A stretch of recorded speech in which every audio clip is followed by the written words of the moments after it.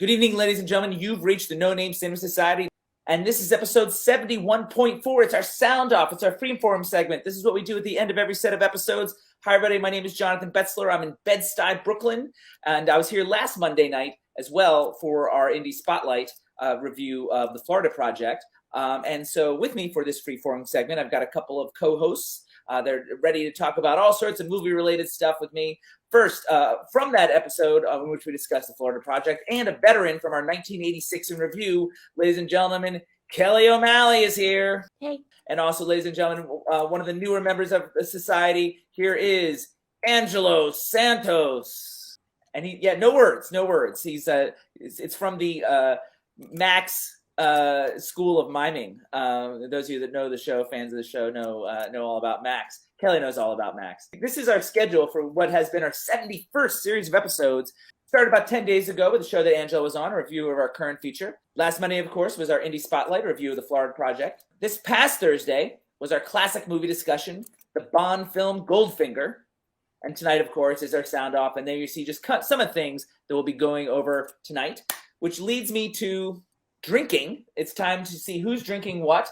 I'm halfway through, so I'm going to have to get a second one. I've got a Dogfish IPA. It's very high alcohol content. It's a double IPA, I think. So that's what I've got going tonight. Kelly and Angelo, you guys with me? I am still on water. Going to switch to an energy drink very soon. I don't even know you anymore. Angelo? I have Tito's in a Wonder Woman cup. So. Tito's. All right, there you go. Angelo's with me. Well, cheers to Angelo. Here's our drinking slide, a little game that you guys, the fans, made up. You sent us in some things that you drink to when we do them on the show. Anytime I say all-time contrivance, contrived, verisimilitude, or diegesis, you drink. And anytime Kelly makes fun of Devin, you drink. Angelo is new to the show, so he doesn't have anything that you guys submitted yet that we drink to when he does it. So maybe, Angelo, if you do something amusing over the course of tonight, they'll add it to the drinking list. I'm scared a little bit. What are the fans going to say? Who knows? So anyway, cheers to those of you out in video land, YouTube land, etc., or our podcast land, those of you listening to our audio-only podcast. Okay, it is only our second sound-off of the year, and every time we do a second sound-off, we have an announcement of what we're going to do for our finale episodes. First, I'm going to talk with the classic year in review. Every year, we study a different year in film history. Kelly, of course, last year was part of the crew that studied the films from 1986. We get those years because we give you a poll. For example, the first year we did a poll. We looked back 25 years to 1990. That was in 2015. In 2016, we looked back 50 years in 1966. In 2017, we looked back 75 years in 1942. 2018, we looked back 30 years in 1988. 2019, we looked back 60 years to 1959. In 2020, we looked back 50 years to 1970. And last year, of course, Kelly was on that show. We looked back 35 years to 1986. And so here's the collection of years that you guys, the fans, had to choose from in this year's poll. And so we announced it on a vlog on YouTube a little bit back, but not on the official show. And so here's what another society member and I revealed to be the year that we're studying this year. For the first time ever, some of the tenured society members will be doing the year in review for the second time, which is kind of exciting. One of them is Jim Carroll, who's in New York, therefore not able to be here this evening. And the other one, you might recognize this apartment, ladies and gentlemen. Here is the one and only Devin Michaels, ready to do another year in review. Are you overwhelmed or excited or both? It's obviously both, but as they say in Kill Bill Volume 2, you know darn well that you feel one more than the other, and I have to say, more excited. Okay, I could have gone either way. So ask me again in a few months, it might be the opposite answer. But for now, that's what I'm going with. When we haven't started yet, it's excited. I'm excited. I love doing this every year. And what you've done? You did the 1988 review. What's your big takeaway from that heading into this? Oh, every one of these is an amazing time capsule, and not just about cinema. It's just about humanity and where human culture and civilization was, because you can see it through the lens of cinema for that 1 year, and it's quite an experience. Yeah, I mean, I compare it to time travel. Yeah. And so he was very eloquent, and that's unscripted, so that's kind of cool. But I think it's time, so it's going to be me, Jim, and Devin doing this year in review. And again, here are your options. Yeah. I'm going to hand Devin the camera. It's time, right? We should reveal what it is. I'm going to hand Devin the camera. He's going to put it on the television because it's going to come up here in the television. Oh. You ready? Wait, gotta make sure it's in focus. And it is 1947 in review. We're going back 75 years again. 1947 in reviews coming up. We're going back 75 years for a second time. Of course, we've also been revisiting the films of 1942 that we discussed 5 years ago in our reading series. So it's been a full year of 1940s, but very different, given one of the years was during the war and one is post-war America. And that will be, Angelo, on March 9th, 2023 is when the 1947 review will air. This is also where we announce the pairings for the other shows, the top 10 films of 2022 and the Oscar preview. And so I can officially announce that the co-hosts for the top 10 films of 2022 are Max Bono and New Society member Melanie Rish-Ho, both doing their first top 10 ever. For the Oscar preview, in which we go over all the Oscar categories and say who we think should win and should have been nominated, the pairing will be tonight's co-hosts, Kelly O'Malley and Angelo Santos will be doing this year's Oscar preview, both doing their first Oscar preview. Guys, are you excited? I'm shocked. You know? You're not shocked because we discussed it. It was like 6 months ago when we first discussed it. but we did discuss it. It shouldn't be a surprise.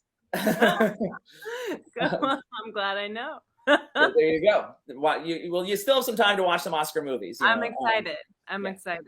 Moving right along, now that they know they're in the Oscar preview. Now, for one of the segments that we do annually, that is one of the more popular segments we do every year, ladies and gentlemen, it's time for castings. On our classic year in review, we each get to name a film that we'd like to remake from that year. Every year on the second sound-off, we recast those films with modern actors. On our 1986 in review, Max chose the film Quicksilver as a film that he wanted to remake. Kelly chose the film The Morning After, directed by Sidney Lumet. And I chose the film Cobra. So those are the films that we're going to recast here right now. Kelly, since it was her choice to remake The Morning After, will recast that film with me. And Angelo is going to pitch in, and he's going to recast both Quicksilver and Cobra along with me. So it could be an interesting discussion. We'll see if we have any crossovers of actors to use. So we're going to start with the film that Max chose, since he's the absentee party here, his choice for a remake. And his reasoning for remaking Quicksilver, he wanted to add a little logic and reason to the screenplay. And I kind of agree. One of the things I said is it was one of the messiest, confused scripts that I saw during the 1986 in review. Max felt there was potential in a rewrite. Hopefully, any rewrite would be better than Premium Rush, which borrowed a lot from the Quicksilver plot. We'll be doing two roles, starting, of course, with the character Jack Casey, the one that Kevin Bacon played. He's basically a Wall Street yuppie who loses a lot of money, including his parents' nest egg, on a big deal and decides to throw it all in, become a bike messenger. Angelo, who plays that today? This is a tough one because at that time Kevin was still not Kevin Bacon. Do you know who Noah Reid is from Schitt's Creek? Was he the boyfriend? Boyfriend of David, yeah. Why do you like Noah Reid? Because he's good looking, and I think he has a range that is not seen right now. I didn't get all the way through Schitt's Creek. I know him from like some of the Emmy clips that I saw, but I only watched the first 2 seasons of Schitt's Creek. Not out of dislike of the show, just didn't get to it. Kelly, do you know Noah Reid? No, I just looked him up. I'm not familiar. Looking at him, I see it. You know, Angelo, I mean, like, do you feel like he could play both the yuppie and the post-yuppie bike messenger version of the character? Yeah, definitely yuppie. He's got that kind of white bread. I think he could play arrogant charm, but then he could also come back down to earth. Awesome. I agree that it was one of the harder ones. Trying to think of a young male actor that has the gravitas I would hope to add to this role. Because it's, for me, and looking at it as a remake, it's not just copying Quicksilver, but trying to improve it. And part of improving it is digging a little deeper on this particular character, Jack Casey. Then I remembered this actor that is likely to get an Oscar nomination this year and will very likely be a tremendous star afterwards. So I've got Austin Butler in this role, who, of course, stole the show in Baz Luhrmann's Elvis earlier this year. Well, I did not watch Elvis, so I don't know if I can truly comment on that. He's got the look, though. I'd have to see him in something else, to be honest. Fair enough. I expected a little more excitement over that one. I think he very easily could look the Wall Street yuppie, but then let that part of him fade away and hopefully capture better than Bacon that consistent inner conflict. Bacon, I think, played scene to scene instead of the character arc, which is partially direction as well. And I think Austin Butler would do a better job of that. It's a little disagreement there. Now it's time to do the next role of Terry, played by Jamie Gertz in the film. And I don't even know how to describe her confusing character. She's new to the bike messenger group with a dubious past and a possible crush on Jack. It's hard to say. Angelo, who do you got for Terry? I don't know. I kind of made it a little lighter for Terry. I'd say Aubrey Plaza. So she's a bit older than both Noah Reid and Austin Butler. I think she looks younger. She played younger. She's definitely in her 30s. I just looked her up. I think the role is supposed to be like early 20s. I mean, I like Aubrey Plaza. She just feels a little old for it, even paired with Noah Reid. Kelly, what do you think, Aubrey Plaza? She might be too old for it if the role's young, like early 20s, but she's a really good actor. So yeah, I mean, she's great. She might be a little older for this one. The actress I chose for Terry didn't get much pub for last year's Best Picture winner, but I was actually really impressed with Emilia Jones in Coda. In many ways, she carries that movie, and based on what I've seen, I have little doubt she'd be able to breathe life into this strange, awkward, flat character who has a bizarre attachment to the Kevin Bacon character played in this iteration by Austin Butler. And I think that dynamic could be fascinating with these two young actors. So I don't think Kelly likes her, but I'm going with Emilia Jones here. I'd have to see her in another movie to know if I just didn't really care for the film. Angelo, Emilia Jones. I could see her, yeah. I think I agree with Kelly. I would like to see her in another role. This is the other role that I'm going to put her in because I feel like it's a lower stakes kind of movie. You know, it's not like I'm asking her to do a little Shakespeare on screen. You know, this is the movie to test her in, I think. And I think to some degree this was a test for Kevin Bacon when he first did it. Because to your point, Angelo, what you were saying earlier, he was not Kevin Bacon yet. He was like certainly on the B list of young stars. You know, he was behind the Tom Cruises, the Val Kilmers even of that era. He was getting leads, but leads in smaller movies, you know. Even Matthew Modine was a little bit ahead of him at the time. Seems like a good opportunity to test their skills to some degree. But yeah, so I've got Austin Butler and Emilia Jones, and I'm excited about that. You guys ready to move on to the next one or anything more about Quicksilver? Let's move on. All right. Next one this is the one that Kelly wanted to remake. It's called The Morning After, directed by Sidney Lumet. And Kelly, tell us why you wanted to remake it. I liked the script. I liked the themes. I think you could rewrite it to make it suit today really well. As you said in the show, it's not just remaking, it's modernizing. You would said it. Yeah, I think it would be really interesting to see a modern take, especially when dealing with police and racism and alcoholism. I think there's a lot that you could lift out of it and kind of have a modern take on it. And Angela, correct me if I'm wrong, you've never seen The Morning After, is that correct? I've never seen The Morning After, no. All right. The first role that we're going to recast is the character of Alex Sternbergen, played by Jane Fonda, who was Oscar nominated for the role. She is a boozy, aging actress who wakes up next to a dead body and can't remember if she committed the murder or not. Kelly, you go first. Who do you want to place in this role of Alex Sternbergen? So I would, and part of like trying to lift it and modernize it, I would actually cast Mindy Kaling. Are you looking to capture her comic sensibility, or are you looking to bring her down and dramatize Mindy Kaling? I think it's a mix of both. I think she has the depth. There's like these moments of comedy in there that could be mined, but also be connected. I think Mindy has the depth to do it. It would just have a more modern vibe if you added in some comedy. And I wasn't thinking about that myself. I like Mindy Kaling. This is a reflection of that. Different directions. I also was thinking of a person of color in the lead because when I was rewatching it, I was thinking like, oh yeah, they have one person of color and they're going to be the bad guy. And then at the end, it was like, no. I had forgotten that the whole reveal is he's covering up for his new white rich girlfriend, and then she puts it on him and the police don't even question her because she's white and rich and her dad's a judge. So I was thinking you could even like lean into those themes more if the other person she's trying to pin it on is also a person of color. I can totally see that, and you've got, I think, a more specific vision for this than I do. I had just sort of not necessarily a full-on remake. I would definitely look to mine stuff out of it. I wasn't so much changing things. The person I chose would have been akin to Jane Fonda, maybe not as huge a star as Jane Fonda. I went with an actress that I think is just really, really strong and someone I would want to work with. I went with Naomi Watts, who's a little older than Mindy Kaling, but also someone who is more akin to what the original is. You're choosing Mindy Kaling to go in a different direction, and I'm sort of more aligning with the original choice. I don't really need to say too much about Naomi Watts. There's probably very few that would tell me that Watts couldn't play this role. She's a ridiculously talented, nuanced actor who could easily tap into the pain and fear that drives this character, the pain that leads her to drink, and the fear of the consequences of her possible actions. I mean, she's fantastic. Because initially, like, I was thinking along those lines too. And then I just started imagining differently. And for what it's worth, Devin always said that you were better at this than he was, the recasting thing, because when he did his, he was really struggling and you helped him, I guess. You are clearly better at this than he is.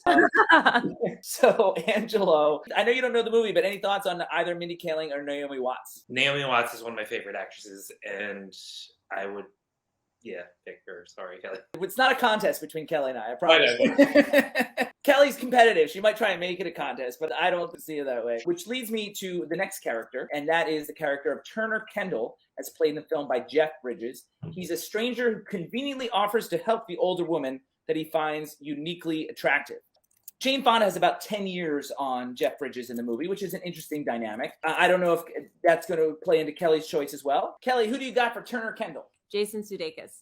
I love Jason Sudeikis as an actor. I named him one of the top 5 supporting actors of the year in 2017. And I don't know if Angelo watched my top 5 film performances by SNL alums. He made that list for his supporting performance in the film Colossal. So I think he's fabulous, highly underrated as a serious actor. Obviously, everyone loves his comedy work in Ted Lasso and on Saturday Night Live and some other comedy films, but he's very good at drama as well, in my experience. But obviously, the big change is there's not as much of the age difference there. Exactly. He has this warmth and kindness. For me, that's like what the character requires more than the age difference. Like, I thought there's something so sweet about him when he does bring that depth. The other thing about the character, because he's the red herring, right, this character, if we're playing the spoilers. So there needs to be this element of danger too. You know, this could he possibly be the killer after all this time? Because why is he hanging around her so much? There's that constant walking that line. Jeff Bridges obviously has that element of danger. And if you've seen Colossal from 2017, that Jason Sudeikis does as well.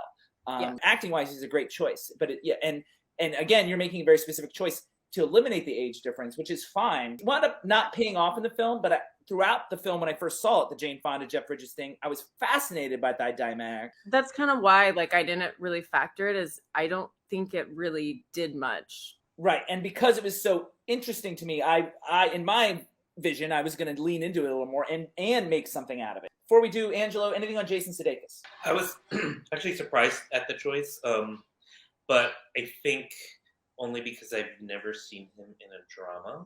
Colossal is not technically a drama. If you know the film, if you know the premise of Colossal, but it's Anne Hathaway. She comes back to her hometown, but there's a monster attacking Tokyo. And for some reason, she's able to control the monster from her Connecticut little hometown. It's a very weird movie that turns up being very meaningful. And it becomes dramatic, at least for the Jason Sudeikis character. So it's not a drama, but he plays the drama, if that makes sense. Right, which he does in Ted Lasso, and because I'm probably not familiar with the role that Jeff Bridges is playing. I did look for an actor here that is not ridiculously younger than Naomi Watts, but noticeably younger than Naomi Watts. And you guys, if you've watched other recastings, I'm recasting a lot of the same actors a lot because actors that are important to the show one way or another, actors that have come up a lot in the show. I turned to an actor that was named Best Actor of the Year by 3 different society members in 3 consecutive years. Davey named him Best Actor in 2014 for his work in Nightcrawler. I named him Best Actor in 2015 for his work in Southpaw. And J Money named him Best Actor in 2016 for his work in Nocturnal Animals. So by now you figured out I'm talking about Jake Gyllenhaal. In terms of an actor that can walk the line between sincere charm or possible murderous intentions, Jake Gyllenhaal is someone we've seen done both, and I think he'd get to do it here in the same film. So I've got Jake Gyllenhaal, Kelly. It'd be great. And I'd like the matchup with him and Naomi Watts if we are leaning into the age difference thing. They'd fit really well together. Angelo, Jake G. I totally agree. He can handle anything. Anything. All right. It's too big. But Have you ever seen his comedy stuff with John Mulaney? Yeah. Have you seen his kids comedy thing that he does? Yeah, I think it's very fun. Brilliant. Yeah, it's so funny. Now for one more role, the role of Joaquin Monero, or as Kelly called him, Jackie, played in the film by Raul Julia. He's the ex-husband and still best friend of Jane Fonda's character, who tries to talk her through her trying day from his very successful hair salon. Kelly talks about leaning into the racism a little bit, or the potential racism and that sort of thing. So I wonder where she's going to go here, because I did not factor that in to my choice. What do you got for Jackie or Joaquin? Oh, Pedro Pascal. Mandalorian himself. Yeah, because he has this like quality of sincerity that he can bring. Like you could believe that he loved someone so much that he decided to frame somebody else. You can believe he gets caught up in this. To talk about the racism themes, it's so much like the Jeff Bridges character, like they're saying slurs and like he's talking about being a Klan member but joking about it. Like, so it's like there. I just think that they could have said something more. Pedro Pascal is like a really good match for Raul Julia. Yeah. I mean, like he's a great actor and they're sort of at the same place in their careers in some ways. Pedro Pascal doesn't have the musical theater background that Raul Julia has. Not that that's important. I don't think there's any doubt he could play this role because he's so effing charming, you know? Yeah, and he can bring the edge, like the kind of wild, like a little unhinged that has to come out at the end, as only someone who would frame someone they love for somebody else they love can have. But he also has the sweet, charming, like that where I think you believe it. You would believe it. Like he could sell it. Yeah, Angelo, Pedro Pascal. Oh no, I like the recasting actually. Like I said, because I haven't seen the movie, but I think he's got the range of what Kelly described. Mine is the actor that is featured in the most reviews, and I feel like that we've done on the show. I think we've reviewed him 6 or 7 times now. And so I feel like every year at the recasting, I bring him up. And if I had to list my top 5 actors working today, he'd probably make the list. So that's probably why I mention in my recastings every year. I've got Oscar Isaac. I'm not trying to match the Hispanic quality of the character. Oscar Isaac is an intelligent, detailed, dynamic, interesting actor and would add so much to this charming ex-husband character who sometimes feels like more of a gay best friend who isn't gay than an ex-husband. One of the more interesting characters in the movie to me, and I think he would bring a lot to it. He's one of the more versatile actors working today. Kelly, Oscar Isaac as Jackie. Yeah, he's good. Angelo, Oscar Isaac. I agree, but I like Kelly's choice more only because I feel like even though he's in The Mandalorian, one of the most popular shows now, but you don't see his face too much. So, whereas like Oscar Isaac, you see him a lot. So I feel like maybe the role needs somebody who's, I would say, quote unquote, less well known. Does that make sense? I guess so. I don't know how well known Oscar Isaac is. He's in Moon Knight, and then he's also in Star Wars. So it's like everybody knows his face. Now it's time for the final film that we're going to recast, and it's the one I chose to remake. As I said in the 1986 in review, some friends and I went to a late night screening of Cobra way back in August, and we had a super fun time. Part of that had to do with the more ridiculous, outlandish moments shared with the live, boisterous audience. However, we all felt there was something about the premise of a serial killer collective that we found fascinating. They just didn't bother to explore that dynamic. They just had them banging axes together and chanting. But how does that work when similarly broken people get together like that?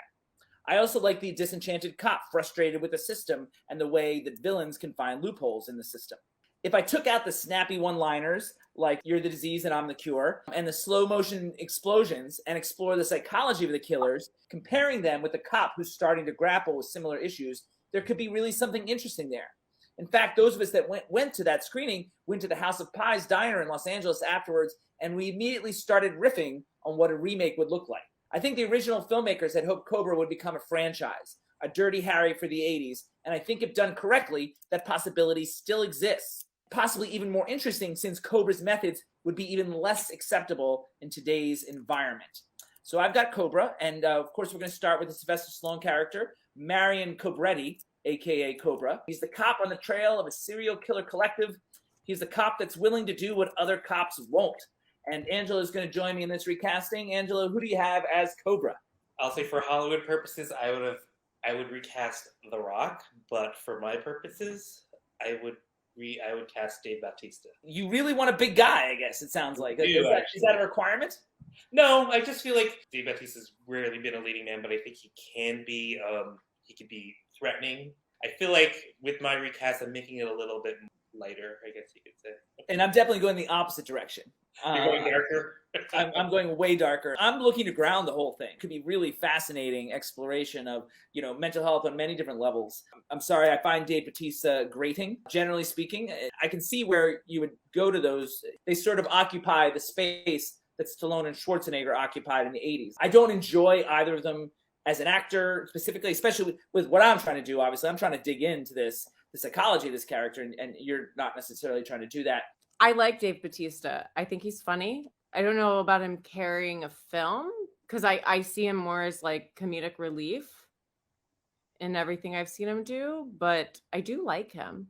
I'd be curious. Obviously, I'm going to go in a whole different direction. And it was interesting that all of us at the table at the House of Pies all came up with the same actor at the same time. Because as we were cementing the concept behind the remake, like we all sort of came up with the same actor. And it was Ryan Gosling.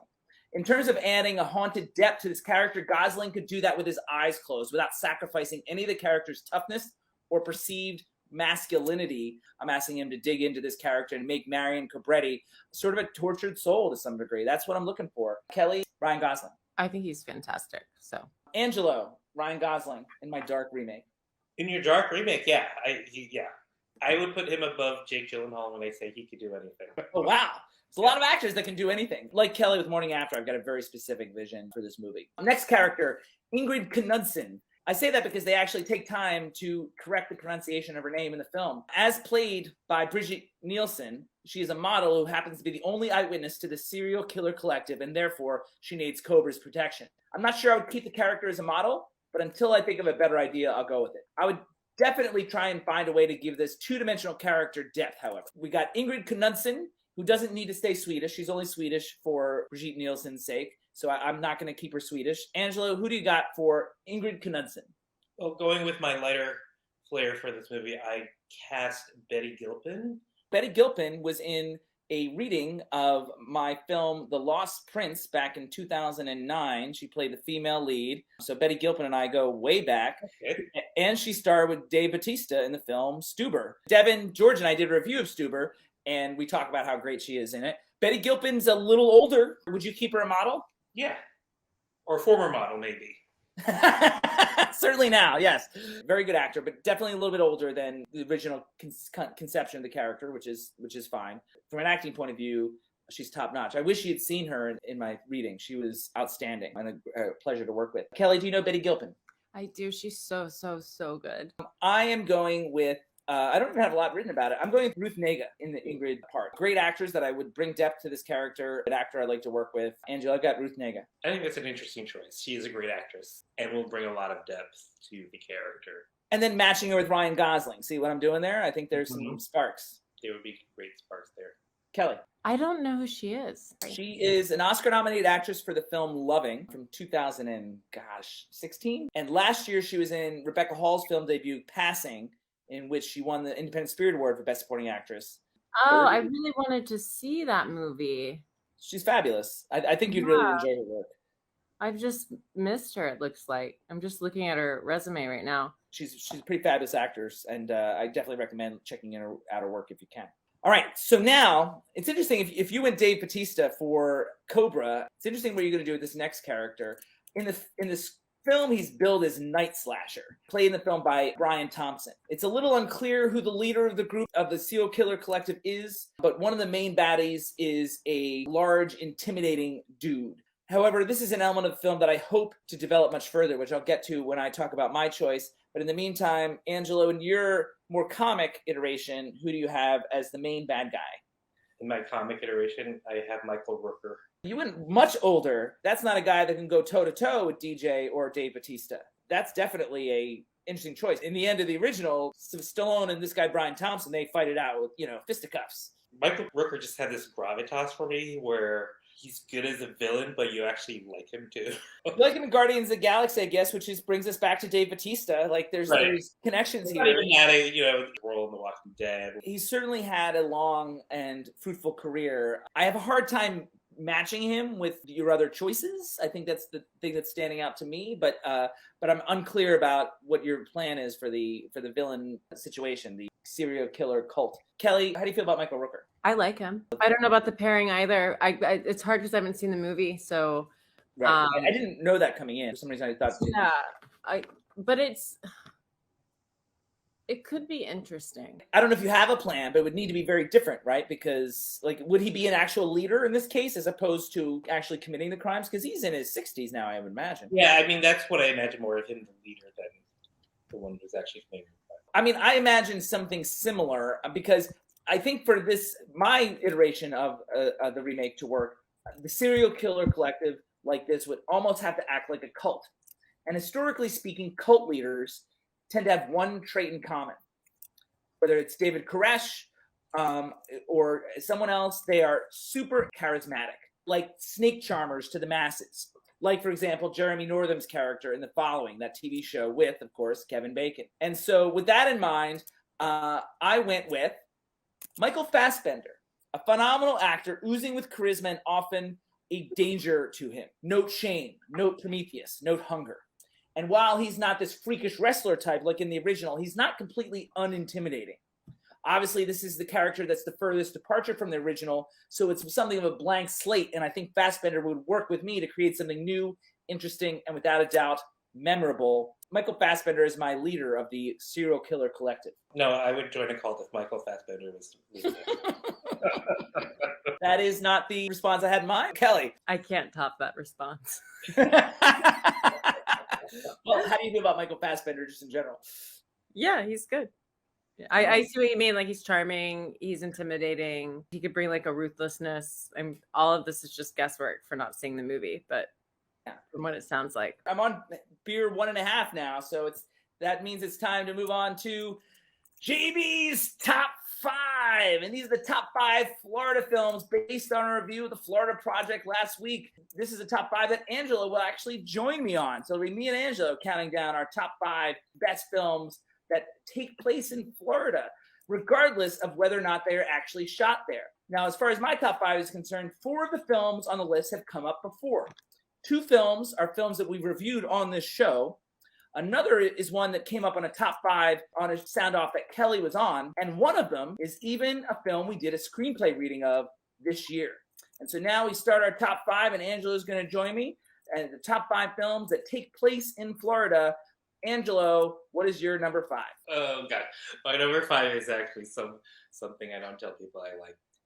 But it's Michael Bay's Bad Boys. Probably my only Michael Bay movie that I admit that I like. You want to say why? It's really one of the retro buddy kind of cop movies that brings you back to. I'm just here to enjoy the show, and it's action-packed. It's got Martin Lawrence and Will Smith in it, so they have some kind of good buddy comedy going back and forth too. I don't have that ability to I think, just let go for the entertainment value. I'm not sure I do. I will say I avoided Bad Boys for most of my life. When I knew there was a threequel coming out, they were showing it at Bryant Park a couple years ago. I think 2019, they showed it at Bryant Park. I can't tell you how much I despised that movie when I saw it. Now, I'm seeing it first as an adult. I really, really, really disliked it because it was so inane and the cinematography was terrible. It was consistent, I guess, but had no basis in reality. At the bottom of my screen, I can see Kelly's face just shocked and upset. Sorry, Kelly, I don't like the film. I'm in shock. Like, first of all, why are you apologizing for liking Bad Boys? It's a Michael Bay movie. It's like so funny. It's so stupid and funny. Is it a generation thing? I don't know, but you've always criticized my inability to just enjoy things. I enjoy things when they're smarter than that. Yes. Like it could be funny and have like a great plot. Like another top 5 that Angela might be interested in is my top 5 action comedies. Bad Boys doesn't make the list. Surprise, surprise. But something like True Lies or something like that, which is a lot of fun, but also really smart, well put together. I'm not going to compare Bad Boys to The Other Guys, which is a masterpiece almost. Don't fight me on this. I've never seen it. I've avoided The Other Guys as well. Oh my God, it's fabulous. I think it's a fun movie and it takes place in Florida. And if you're in the right mood and you just want to laugh and like turn your brain off and have some stupid jokes, and Téa Leoni's in it. It's true. I never said it didn't take place in Florida. I never said it didn't qualify. I don't know if I can find a movie more different than Bad Boys for my number 5. It's a movie that I watched in college and then rewatched when I knew this was a top 5 that was coming up. It's a movie called Night Moves from director Arthur Penn from 1975. Most detective films are plot-driven, but not this one. There is a plot, which is interesting, but it's kind of irrelevant compared to the journey of the detective Harry, as played by Gene Hackman. Gene Hackman's exquisite, detailed, nuanced performance is crucial to the film's success. There's a number of other good performances in the film, a very young Melanie Griffith and a surprising Susan Clark. There's some great evocative filmmaking choices, shown mainly in Dede Allen's editing and some unique framing choices. I love the depth of many of the frames in the film. This may sound strange, but I see the film as being about satisfaction, a finish line that is constantly moving. the line that we think leads to happiness. Harry sees himself as a problem solver, but life doesn't allow the neat little bow conclusion that to him is the only sign of success or accomplishment. He thought that being a private eye would give him satisfaction, righting wrongs without the bureaucracy of the police. But every case he solves seems to create more questions than answers. It's sort of a quixotic journey for all of us. The film is part Chinatown, part The Conversation. It's a three-dimensional private eye story. Chinatown, granted, does a better job of balancing plot and character. This film leans more into character, which is fine. It's still highly effective, engaging, evocative, and smart. Night Moves from 1975. It's a very film schooly kind of film. Angelo, any chance you saw Night Moves? I've never seen Night Moves, believe it or not. Any chance you've heard of Night Moves? I have heard of it. Kelly, Night Moves. Never even heard of it. Never. And so now we go to number 4. Angelo, your number 4 film of top Florida films. My number 4 film is actually The Florida Project. Kelly and I both reviewed the film on episode 71.2 just 1 week ago. So would you like to add your thoughts? I walked out of there kind of like, oh, sort of like my eyes were opened up about how people live in Florida. Like, you know, we're always inundated with like, oh, people are rich in Florida, people are retired in Florida, and that's kind of the image we have of people who live in Florida. And this kind of brought in a new perspective. It was sort of told in a nice, not in your face way. It was very subtle. You know, Willem Dafoe's performance was great. Recommend you going back and looking at our episode from a week ago, episode 71.2. I'm just going to refer to the episode because we talked about it ad nauseum. But Kelly, I don't know if you have anything you want to add. No. Let's get people to watch the episode because we go, you know, we talk about it for a lot. We talk about it for a long time. We dug into the Florida Project. So now it's time for my number 4. As most of you know, throughout 2022, we have tried something new. Screenplay readings, in this case, revisiting 10 films from our 1942 in Review show, one of which starred the amazing Kelly O'Malley as Tess Harding in Woman of the Year, who turned in a tremendous performance, regardless of what Angelo says about it. The first reading we did overall was in Los Angeles, and it was of Preston Sturges' film, The Palm Beach Story. Admittedly, it doesn't actually get to Florida until the final third, but given the title and the majority of the film is about the journey to Florida, it seems to qualify. It's a breezy, laugh-out-loud farce that skewers modern relationships and class dynamics in a way that's still relevant. For example, the couple at the center of the film, their names are Tom and Geraldine. And therefore, her nickname is, of course, Gertie? Jerry? The couple at the heart of the film are named Tom and Jerry. Oh, cute. And so, yes, the naming of the characters is just one of the many ways Sturges cynically approaches his frustrations with romantic relationships, in this case, comparing them to a cat and mouse game, while also highlighting the financial realities that are intrinsically tied to those relationships at times. What's great about Sturges is that often one has to dig to arrive at his greater purpose because you're too busy laughing to think about it while you're experiencing it. The fearsome foursome in this cast was led by Sturges' regular Joel McCrea, along with Claudette Colbert, Rudy Valet, whom Kelly would know from The Bachelor and the Bobby Soxer, a review that she did last year, and of course Mary Astor, who I named Best Supporting Actress of 1942 for her performance in The Palm Beach Story. I've often said that the best films combine meaning and entertainment, and there's few examples as strong as The Palm Beach Story. Angelo, any chance you've seen Preston Sturges' The Palm Beach Story? I have not, but now I'm very interested. Kelly, any chance you've seen it? Nope. It's time for number 3. And Angelo, you get to go first. Your number 3 Florida film. My number 3 Florida film is Best Picture winner, La La Land. No, Best Picture winner, Moonlight. I see what he did there. See what you did, right? Yeah. Tell me why. It made me fall in love with Barry Jenkins' work. It's also very quiet and subtle, but also packs a punch with performances. When I first watched it, I didn't get it. But then I had to watch it again. I kind of saw a lot of the nuances. I kind of was watching the acting more the second time around. We were doing a show when Moonlight came out. No Name Cinema Society started. It was our second year, so it came up a couple times on the top 10 films of 2016. So I'm on record with saying basically how much I dislike Moonlight. It sounds like for reasons that you were alluding to, cinematography being one of them. Like, I think it's actually very unattractive. Unfortunately, I can't agree. And, you know, it could be a serious rabbit hole going into it because I'm definitely in the minority. But I didn't like the acting with a few exceptions. I like Mahershala Ali, Janelle Monáe, and Andre Holland. Normally good Naomi Harris really pushes to me. I actually think, I don't believe her as a drug addict. I really disliked the guy who played the main character at the end. Like, I think he was really struggling. I also think it was hurt by being as fragmented as was. Like, I feel like momentum was lost. I was totally alienated by this movie. I didn't. I saw the sort of the indie tropes that Barry Jenkins was incorporating, and they felt false to me. There's not much I like about the film. I appreciate its importance culturally on many different levels, but I actually don't think it, for me personally, was not executed well. But again, I'm in the minority, and I accept that. But I'm not going to pretend to like a film I didn't like, just to be popular. Since I'm in the minority, I assume Kelly is with you on this one. No, because I haven't seen it. I'm almost relieved because I was afraid I was going to be excoriated. Do you have a rebuttal? Me? Yeah.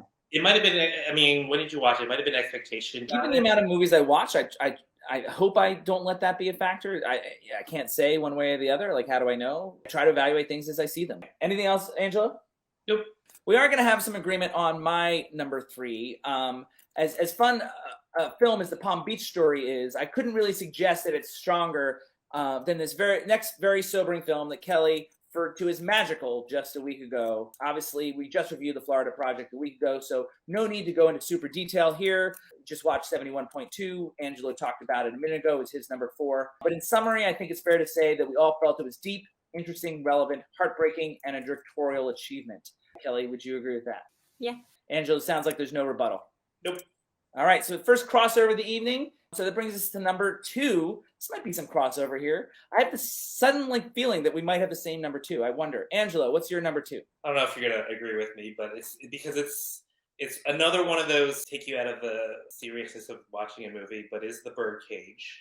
It's one of those entertaining movies that I just keep watching over and over again. Yeah, it obviously qualifies. The Birdcage has a lot of fun actors. Gene Hackman comes up again. Gene Hackman's second appearance on the top 5 Florida films. Great director. Mike Nichols comes up a lot on the show as well. It doesn't work as well for me, but La Caja Falls works so well for me. Both the film and the play. So I love the story. I just feel like the Mike Nichols, Robin Williams, Nathan Lane iteration doesn't have what La Caja Fall has, like the charm or the snap. Like, it doesn't have the pace that I feel like it needed, the farcical pace. And I'm surprised because all those talented people feels like they could have done it or should have done it or would have done it. Like, they all have that ability that they've seen in other films. It just didn't click the way that the originals did, either the Broadway show or the original film that it's based on. 1983, I think, is the original film. I don't want to say it's a bad film. Like, I'm not calling it Bad Boys. And this might be an expectation thing, having known La Caja Falls so well. It fell a little flat in enough places. I wonder how the comedies Devin Michaels would feel about it, because I do feel like the comedy doesn't click as well as it does. Likes it a lot. Does he? Holy moly. I love Kelly. It's one of my favorite movies of all time. Ooh, all time. Okay. I can't. It's something you can watch again and just have fun, even though you know it's going to happen. Yeah, I watch it all the time. It makes me so happy. I don't have the animosity towards Birdcage that I do towards Moonlight and Bad Boys. I think it's fine. I just feel like it missed in enough places. Bad Boys was funny to me that you didn't like it. This is painful. My hands hurt. You're taking these way too seriously. I think I just want to hit you. Oh. Why? I don't think I was that mean about the Birdcage. I just said it missed in enough places. The tone was a little off. I know Devin's opinion on this, and we kind of feel the same. The son character doesn't really hold up because he's a little too close-minded, but everything else works and is hilarious. And I Yeah, I never found it hilarious. That's the thing. I never La Caja Falls. I laugh out loud several times, and I didn't have that experience with the Birdcage. Maybe it's just about what you see first, too. Potentially there was no surprises in the Birdcage because it's based on something else. I can't say, but I had a Birdcage is an example of a movie where I had a specific vision, knowing the original material. I just have 5 quotes, just buzzing, wanting to come out of my mouth. Do you have any more to add, Angela? Agador, that's all I gotta say. Thank you, Agador. So I'm gonna move on to my number 2, whether you guys like it or not. This next film was a film that was a part of our Oscar movie marathon in April 2021, and it was also number 2 on a top 5 I did back in episode 63.4, an episode that Kelly was on. it was on the top 5 senior citizen films of all time. Oh, I know. So by now, you've finally ascertained that my number 2 Florida film is Cocoon, directed by Ron Howard. At the risk of repeating myself from that show on episode 63.4, I'd say that this film is a film that I've enjoyed for many years, and once again features outstanding performances from actors, some of whom weren't known as great actors during their heyday, but their longevity in the business allowed them to get better and better. Don Amici, Wilford Brimley, and Gwen Verdon weren't considered actory actors, but in this film, they're all outstanding, and Amici winning an Oscar for his efforts. On the other hand, Hume Cronin, Jessica Tandy, and Maureen Stapleton were all Actors Theater alums and were amazing from a much younger age. Ron Howard sometimes gets a bad rap because he is so deeply entrenched in Hollywood that his films sometimes aren't taken as seriously. That might be fair in some cases. Some of his films lack nuance and subtlety, but this film, I think, is not among them. The film is emotional, captivating, and a meaningful exploration of the golden years, and it manages to be extremely entertaining in the process, which once again, I don't see as a negative. Some have suggested that the film is a sloppy exploration of senior citizens in the sense that they are ultimately cheating nature, and what kind of message is that? The sequel, which was one of our films from our 1988 review, kind of walks that back a bit, for better or worse. But I suggest those critics miss the point. The characters in the movie take advantage of an opportunity they are given, and why not? I don't think the message is about cheating nature as much as it is about enjoying life while we can. These people have arranged to enjoy it a little bit longer. That's all. So I've got Cocoon, which, as I recall, is not a film that Kelly's seen, but Angelo has. I've seen it. It's been a while since I saw Cocoon, and I want to hit myself for forgetting about it because you're kind of hit the nose with it, and it's such an adult movie that it won't get made right now because it's such an adult movie about senior citizens, which is a shame. When it came out, I didn't get it. I think if I watch it now, I'd probably just bawling my eyes out. So yeah, that's a rewatch for me, I think.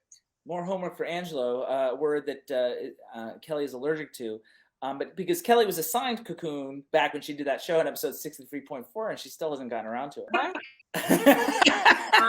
She's pretending, what? I had homework? It's fine. But I do know that your boyfriend enjoys Cocoon, and he'll back me up on this one. Well, good for you guys. That's the one thing that he and I share is Cocoon. You always go back to Cocoon. Angela, this is a big moment. Da-da-da. What is your number 1 Florida film of all time? This is a film that probably barely anybody's seen. And it's literally Florida. It's John Sayles' Sunshine State. I'm one of the people that's seen it. Oh, okay. Cool. It's such a character-driven story, ensemble cast, as one of my favorite actresses in it. Angela Bassett is in it. Everybody's in it. Edie Falco's in it too. Three Sopranos. Edie Falco's like, who's this lady? I mean, she was great in it. Timothy Hutton was in it. One of my favorite performances from this movie was Mary Alice, who not a lot of people know about.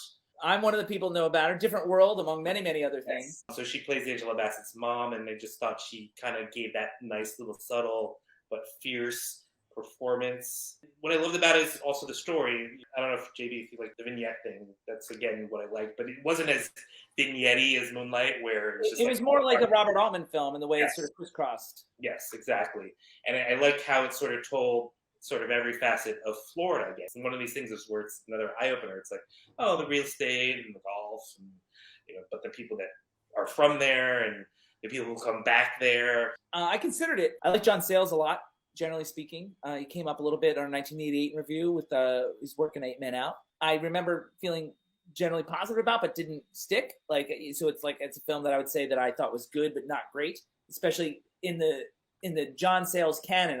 It probably wouldn't make my John Sayles top 5. It would make it Florida top 10 or 11. I had written it down as an option. It wasn't quite that good as some of these other films. I don't have a lot to argue because I think it is good, and the acting is outstanding, as you might expect from both John Sayles and the people that he cast. I'm glad he brought it up because it doesn't get talked about a lot, especially in the John Sayles canon. It's funny because when I shortlisted it, I'm like, wouldn't that be a surprise if I chose that one? But I couldn't, in good conscience, say it was better than a lot of these films that I liked. Kelly, any chance you've seen Sunshine State? Zero chance. Have not. Okay, time for my number 1. And finally, another film that we reviewed on this show, and another one that was an Indie Spotlight last year, back in episode 65.2. On the top 10 films of 2016, which incidentally is the same year Moonlight came out, I named this film as the best film of 2016. But I've gone on record to say that I did switch it to number 2, flip-flopping it with Martin Scorsese's film Silence after rewatching them both. Still, Rebecca Hall's performance in Christine captures my heart so completely, so painfully in this impressive film from 2016, which details the mental health struggles of local Sarasota news reporter Christine Chubbuck in the early 70s. Matt Polis, Jim Carroll, and I go into the film in great detail back in episode 65.2, so I refer you to that for a more thorough analysis. I'll only say that this isn't just a film about mental health care, although it does that extremely well. It's also about the thin line between news and entertainment, and how the blurring of those lines might impact how informed an electorate might be. From director Antonio Campos, Christine is captivating, heartbreaking, and extremely meaningful. I've got Christine from 2016. It's really good. It's a really great performance and portrayal. Should include a trigger warning, but other than that, it's really good. Angelo. I've never heard of it, actually. Sorry. Well, maybe you should, because and then after you watch it, you can look at episode 65.2. To me, it's a very special movie. Matt Polis and Jim Carroll had not heard of it either, and then watched it for the show, and they were converts. He might have lied to me, but Devin has said very nice things about the film in the past. Devin and I watched it together. He loved it. We both really thought it was great. So that's my number 1. Kelly, I know you didn't do much research on this, but what did we miss? I can't think of anything that you missed. I love that. Both to keep the show shorter, and it suggests we did a thorough job. Yeah. Angelo, anything you'd like to summarize now that we've done the top 5? No, I think this is a little hard for me because it stuck to one geographical area. And it's the second time we've done that. At one point early in the show, actually the very first sound off, we did a top 5 Philadelphia films of all time. Oh, don't do LA and New York, though. No. And what are we, morons around here? Come on, Angelo, give us some credit. And so with that, Kelly and Angelo, say goodbye to the audience. Goodbye, audience. Goodbye. Thank you. And with that, ladies and gentlemen, this meeting of the No Name Cinema Society is adjourned.